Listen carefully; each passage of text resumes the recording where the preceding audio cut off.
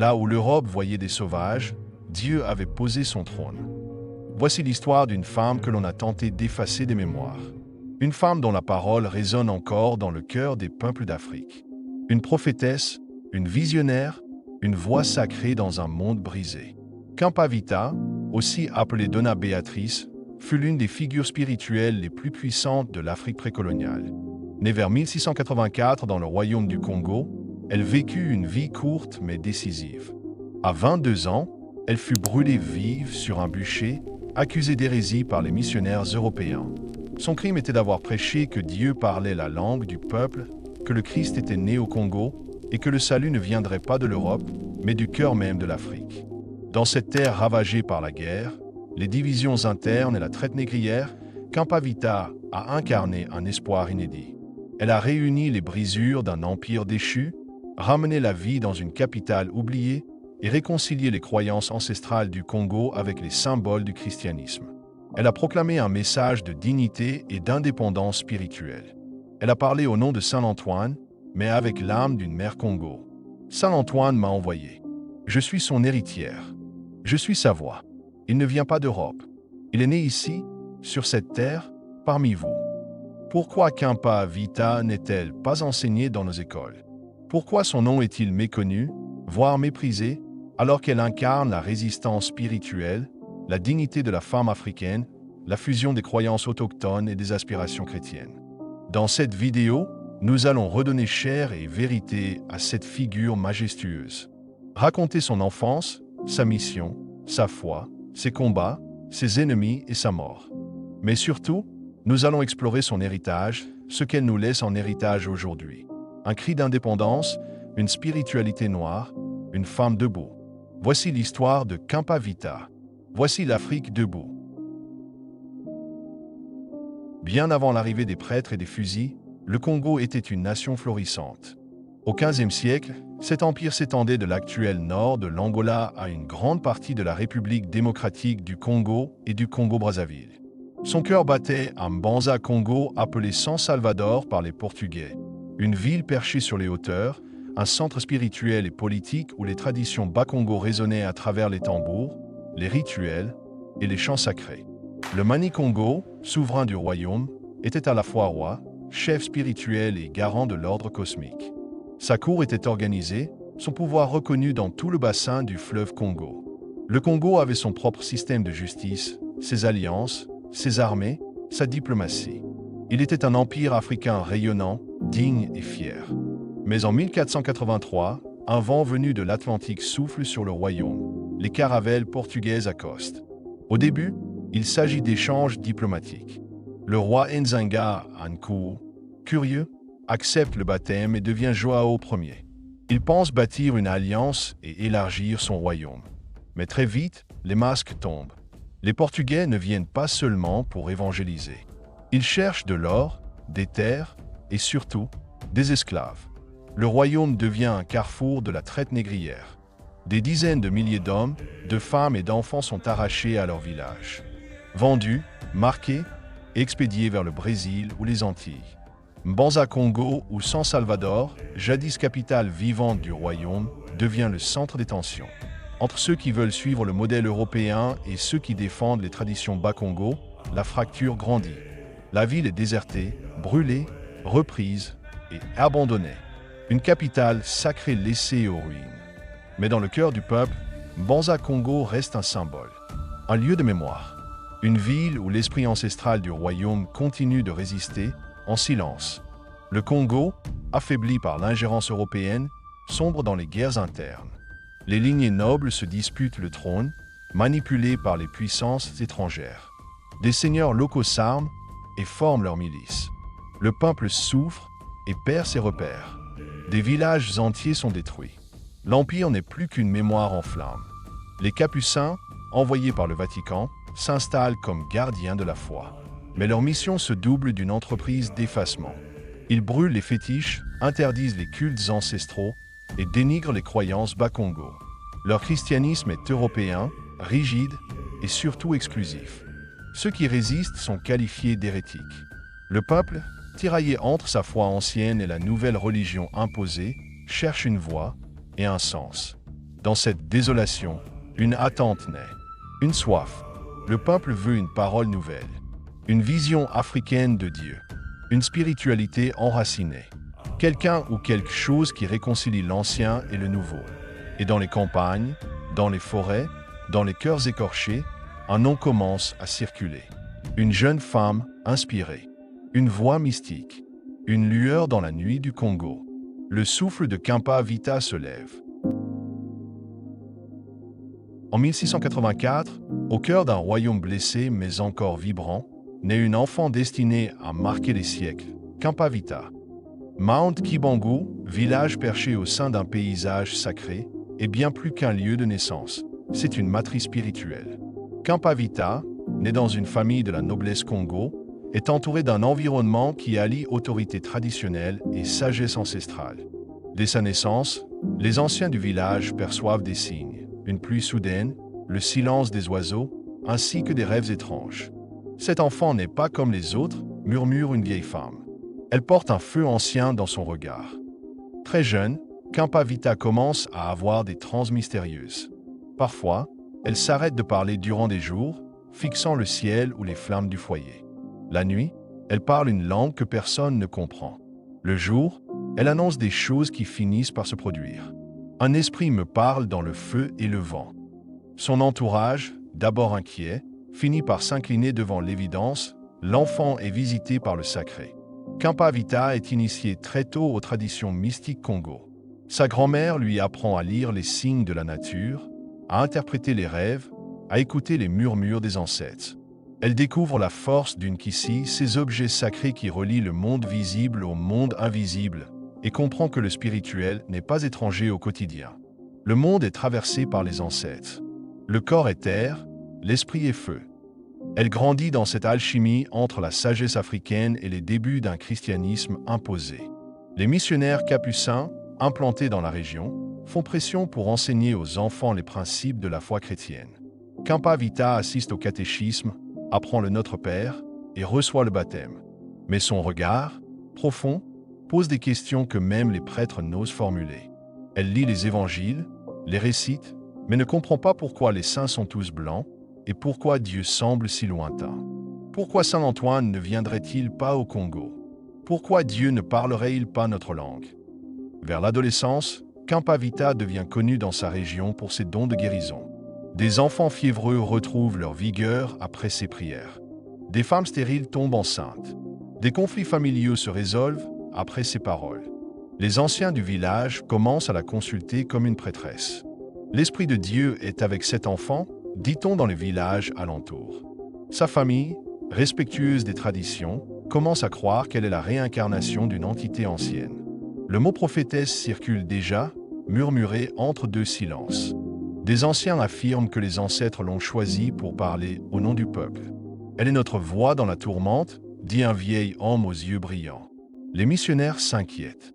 Une jeune fille Congo qui affirme avoir des visions, qui parle avec assurance des saints et du Christ, et qui attire les foules, cela menace leur autorité. Ils l'accusent d'orgueil, de sorcellerie déguisée. Mais Khampa Vita, encore adolescente, répond calmement. « Dieu m'a appelé dans ma langue, pas dans la vôtre. Le ciel m'a parlé dans les forêts du Congo, pas dans les cathédrales d'Europe. » Une tension commence alors à monter. Le choc des mondes se prépare. Dans le silence des montagnes du Congo, une voix s'éveille. Et bientôt, elle parlera pour tout un peuple. Nous sommes en 1704. Khampa Vita, encore jeune, est frappée par une fièvre foudroyante. Elle tombe gravement malade, plongée dans un état d'inconscience qui dure plusieurs jours. Pour son entourage, elle est morte. Son corps est préparé selon les rites. Mais contre toute attente, elle se réveille. Ce moment, que certains voient comme une simple crise, marque en réalité une rupture mystique. Khampa Vita affirme qu'elle a voyagé dans l'au-delà. Elle dit avoir vu le ciel, Dieu, les saints et surtout Saint Antoine, qu'il aurait choisi pour être son hôte terrestre. Selon ses paroles, Saint Antoine, figure vénérée au Congo depuis l'arrivée des missionnaires portugais, lui parle en Kikongo. Il lui révèle que le peuple du Congo a été trompé, que la véritable terre sainte n'est pas en Judée mais bien dans leur royaume, et que le salut passe par une relecture africaine du christianisme. Anthony Mukanda, Antoine dans le livre sacré, est noir, dit-elle. Il a marché sur cette terre. Il aime ce peuple. Il lui faut un prophète, et ce prophète, c'est elle. Certains tombent à genoux, ils reconnaissent l'élu du ciel. D'autres fuient, effrayés par cette femme revenue d'entre les morts, portant un message qui contredit l'ordre européen. Les signes mystiques se multiplient. Lorsqu'elle parle, sa voix change. Elle prêche en extase, sans manger ni boire.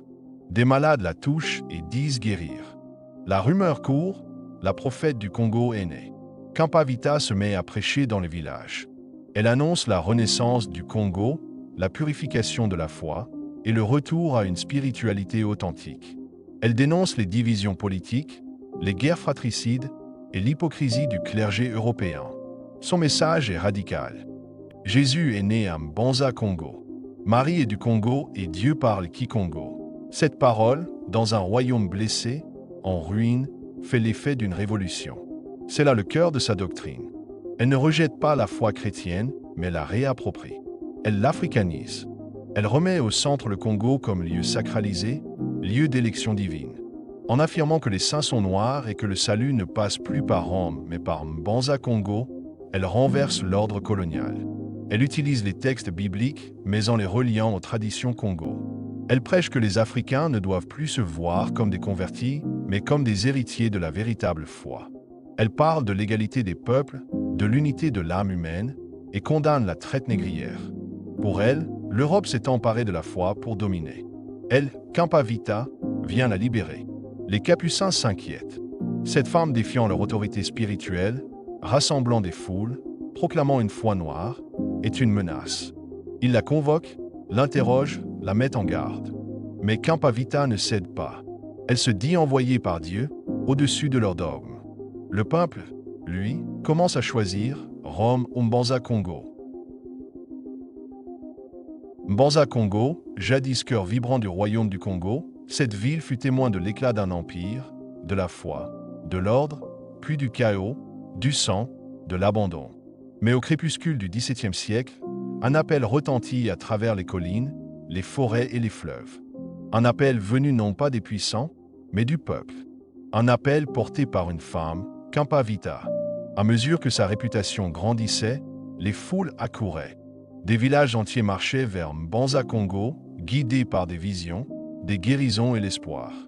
Hommes, femmes, enfants, vieillards, estropiés et orphelins, tous se pressaient vers la ville sainte que Kampavita désignait comme le véritable berceau de la foi africaine. Kampavita et ses partisans pénétrèrent dans la ville abandonnée. Là où régnait ruine et silence, elle voyait une terre promise, un point de renaissance. Ils réhabilitèrent les cases écroulées, redressèrent des autels et élevèrent des sanctuaires simples mais puissants. Chaque pierre replacée, chaque feu rallumé portait une charge symbolique, la résurrection du royaume spirituel du Congo. Mbanza Congo ne redevenait pas seulement une ville, elle devenait un haut lieu prophétique, le centre d'un monde africain décolonisé spirituellement. Elle n'était plus seulement prophétesse, elle était désormais guide, stratège et médiatrice. Elle rassemblait les clans et les factions ennemies. Elle parlait d'unité, de justice et d'égalité devant Dieu. Dans ses sermons, elle proclamait « L'âme n'a pas de couleur. Ceux qui vivent dans la droiture sont frères. Le Christ n'est pas venu pour diviser, mais pour réunir. » Ces paroles brisaient les hiérarchies coloniales et locales. Elles dénonçaient la complicité des élites avec les colons, le commerce d'esclaves et surtout l'instrumentalisation de la foi. Des rituels nouveaux émergèrent. Fusion entre la tradition Congo et la parole chrétienne réinterprétée. On chantait en Kikongo. On priait en cercle. Les chants invoquaient Antoine, Marie, Jésus. Mais tous étaient noirs, tous parlaient aux âmes africaines dans leur langue, leur symbolique, leur corps. Kampavita réaffirmait. Le royaume du Christ est ici, dans cette terre, avec ce peuple.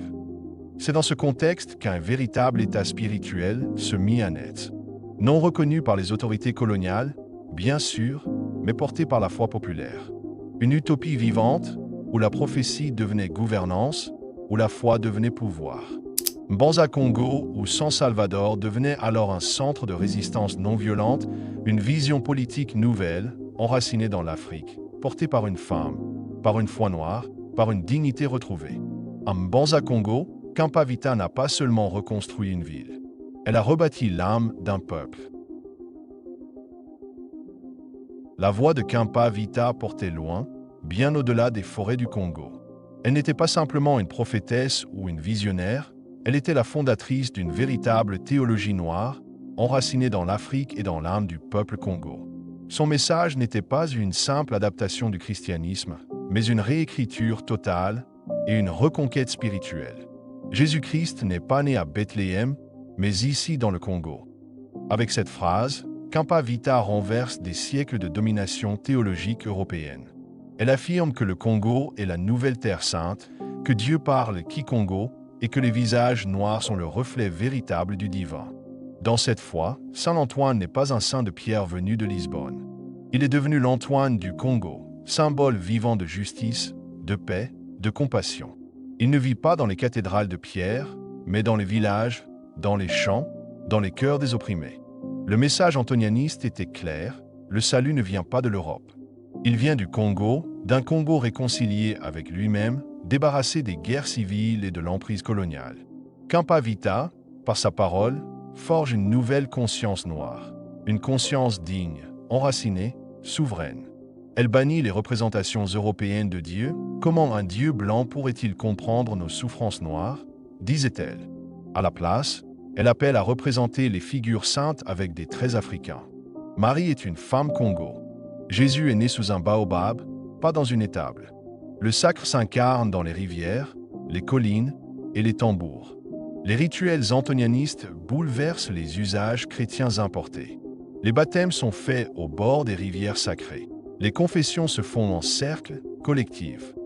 Les chants sont entonnés en Kikongo, mêlant paroles inspirées et rythmes ancestraux. Une nouvelle fête est instaurée, la fête de l'incarnation d'Antoine. Ce jour-là, le peuple tout entier danse et chante pour célébrer la venue de Saint Antoine dans le corps de Khampa Vita. Une spiritualité joyeuse, populaire et engagée. Khampa Vita devient alors bien plus qu'une prophète. Elle devient Mama, Nzinga, Antonia. Son nom résonne comme un chant de renaissance. Elle incarne la résistance mystique, la décolonisation par le sacral. Elle rend à l'Afrique son droit de rêver Dieu à son image. Ce message devient une véritable école de pensée. Des groupes antonianistes se forment dans tout le royaume. On y apprend à prier en Kikongo, à se purifier selon les anciens rites, à dénoncer les injustices. Des enfants reçoivent les visions. Des femmes deviennent ministres du culte. L'église de Khampa Vita est née, sans mur, mais avec une foi solide comme le fer. Dans un monde dominé par les croix venues du large, Khampa Vita plante les croix du Congo. Et dans leurs ombres, des milliers trouvent la lumière. La tension monte entre Khampa Vita et le roi Pedro IV, souverain reconnu mais politiquement affaibli. Khampa Vita, forte de son autorité spirituelle et de la ferveur populaire, refuse de se soumettre à ses injonctions. Pedro IV, lui, voit en elle une menace à son pouvoir et à l'ordre établi. « Je n'ai pas reçu mon autorité de l'homme mais de Dieu, par la voix de Saint Antoine », disait-elle avec une certitude déconcertante. Son refus d'obéir n'est pas un geste de rébellion pure, mais une déclaration de souveraineté spirituelle. Elle considère que sa mission est sacrée, au-dessus des structures humaines et même royales. Khampa Vita voit clair dans les alliances troubles. Pour elle, les nobles Congo, en collaborant avec les Portugais et en participant à la traite des esclaves, ont trahi l'esprit du Congo et du christianisme. Vous vendez vos frères pour de l'alcool, pour des armes. Mais qui achètera vos âmes perdues? Ces discours s'enflamment dans les villages et sur les places publiques. Elle attaque les fondements mêmes du système de pouvoir, la noblesse, l'Église, la domination étrangère. Elle est une révolution à elle seule. Les missionnaires capucins, exaspérés par son succès, l'accusent publiquement d'hérésie. Ils la présentent comme une possédée, une usurpatrice, une femme dangereuse qui prêche une foi dévoyée. Les sermons dans les églises se transforment en attaques personnelles contre elle. Mais Khampa Vita ne fléchit pas. Elle s'adresse au peuple. Dieu ne vit pas dans vos églises de pierre, mais dans le cœur du peuple qui souffre. Cette parole résonne puissamment dans un Congo en crise. C'est un appel à une foi incarnée, enracinée dans l'expérience africaine. Malgré les invitations insistantes à rentrer dans les rangs et à se faire ordonner par les autorités religieuses, Khampa Vita refuse. Pour elle, sa mission est divine, directe, non négociable. Elle n'a pas besoin de validation étrangère. Aucune main humaine ne peut sceller ce que l'Esprit a choisi. Elle redéfinit le sacerdoce, le charisme, la légitimité spirituelle à travers une perspective africaine, libre et ancrée dans le vécu du peuple. Dans cette période troublée, les masses sont partagées. Certains commencent à craindre les répercussions. D'autres restent fidèles, persuadés que Khampa Vita est l'élu, la mère du renouveau. Mbanza Congo devient un lieu de tension extrême, où se croisent le sacré et le politique, la foi et la peur. Mais une chose est claire, Khampa Vita ne reculera pas. Elle porte, seule, la torche d'une Afrique qui se relève, d'une Afrique qui refuse de se plier à la logique de la soumission. Le ciel semblait peser sur le royaume ce jour-là. Les murmures dans les villages, les regards fuyants, les silences pesants annonçaient la tragédie. Khampa Vita, porteuse d'un souffle divin, représentait une menace réelle pour ceux qui avaient construit leur pouvoir sur la division, la peur et la soumission. Parmi ses plus fidèles compagnons se trouvait un homme, autrefois témoin de ses miracles, de ses transes, de ses prêches qui faisaient vibrer les foules. Mais le doute s'insinua. Le roi Pedro IV, inquiet de l'ascension de cette figure spirituelle devenue politique, chercha des moyens de l'écarter. La promesse d'un pardon, d'un titre ou d'une simple protection suffit à corrompre ce compagnon. Il la trahit. Khampa Vita fut capturée dans la nuit, alors qu'elle priait. Aucun combat, aucune révolte. Entourée de soldats, elle marcha la tête haute. Les témoins racontent qu'elle chantait encore des louanges, appelant Antoine, appelant le Congo à l'unité. Le transfert vers le tribunal fut une humiliation. On la fit marcher des jours durant, affaiblie, amaigrie, mais inébranlable. Elle portait dans ses bras un enfant, son fils. Certains disent que c'était l'incarnation d'Antoine lui-même, d'autres qu'il était le fruit de son union avec un fidèle. Qu'importe, elle n'était pas seule. Le procès fut un simulacre de justice. Les Capucins, garants d'un christianisme rigide, l'accusèrent de blasphème, d'usurpation et de sorcellerie. Dans la salle, le silence pesait. Pas un seul noble n'osa la défendre. Elle se tenait droite, digne, regardant ses accusateurs sans ciller. Lorsqu'on lui demanda de renier son message, elle répondit d'une voix calme, mais ferme. « Je suis Antoine. Mon message est la vérité. Vous ne pouvez tuer ce qui vient de Dieu. » Le clergé voulut la faire fléchir, lui offrit le pardon en échange d'une simple parole de repentance. Mais Khampa Vita était prête. Elle savait. Elle avait prédit sa fin. Condamnée à mort par le feu, elle embrassa une dernière fois son enfant.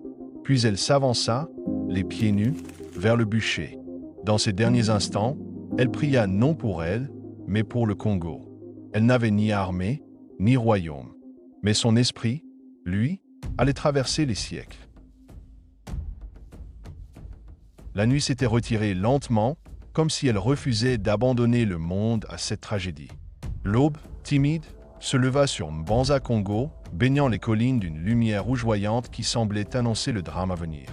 Le vent, presque silencieux, glissait entre les arbres, comme s'il portait les prières étouffées de ceux qui avaient osé aimer Khampa Vita. Sur la place centrale, un bûcher était soigneusement préparé. Le bois craquait déjà sous le poids de l'humidité de la nuit. Des soldats, raides comme des statues, cernaient le lieu. Les notables du royaume et les capucins se tenaient à l'écart, regard pesant, regard inquiet. Il ne s'agissait plus d'un simple châtiment. C'était un acte politique, une tentative désespérée d'effacer ce qu'on ne pouvait contrôler. Khampa Vita fut amenée, le pas ferme malgré les chaînes. Elle portait son enfant dans les bras, l'ultime lien entre sa mission et l'avenir. À 22 ans seulement, elle dégageait une force qui glaçait ses bourreaux. Autour d'elle, ses partisans s'étaient rassemblés, en silence. Certains murmuraient des chants sacrés, d'autres, les larmes aux yeux, tenaient entre leurs mains des morceaux de terre, des branches, des croix sculptées. Les chants montèrent lentement, comme pour accompagner Khampa Vita dans son dernier voyage. Sa robe, simple, flottait sous le vent du matin. Elle ne cria pas, elle ne supplia pas. Elle regarda le ciel, puis le peuple. Une dernière fois, elle prit la parole, une phrase que les témoins n'oublièrent jamais. « Mon feu allumera des millions d'âmes. » Puis le feu fut allumé. Les flammes montèrent, dévorant les symboles, pas la mémoire. Les chants se transformèrent en cris, puis en silence. Un silence lourd, sacré, indélébile.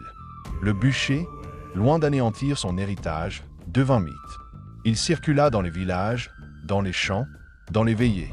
On chuchotait que l'esprit d'Antoine n'avait jamais quitté le Congo. On racontait que Kempa Vita, désormais lumière, apparaissait dans les songes des justes.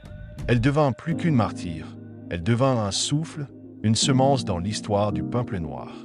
Ainsi se termina la vie terrestre de Kempa Vita. Mais ainsi commença aussi la légende d'Antonia, prophétesse du Congo, flamme d'Afrique. La mort de Kempa Vita ne fut pas la fin.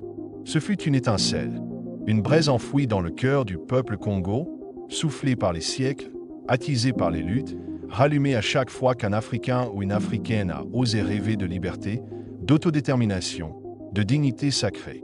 Après le bûcher, les autorités portugaises et le clergé capucin pensaient avoir éteint le feu. Mais le feu de Kempa Vita continua de brûler dans le secret des villages. Les chants antonianistes, les prières à Saint Antoine Noir, les récits de la prophétesse martyrisée circulèrent sous forme orale. Le peuple ne l'oublia jamais. À travers les grottes, les forêts et les plaines du Congo, des communautés cachées continuèrent à invoquer le nom de Maman Antonia. Certains la voyaient comme une sainte, d'autres comme une divinité, tous comme une mère. Au début du XXe siècle, un autre prophète surgit du sol Congo, Simon Kimbangu.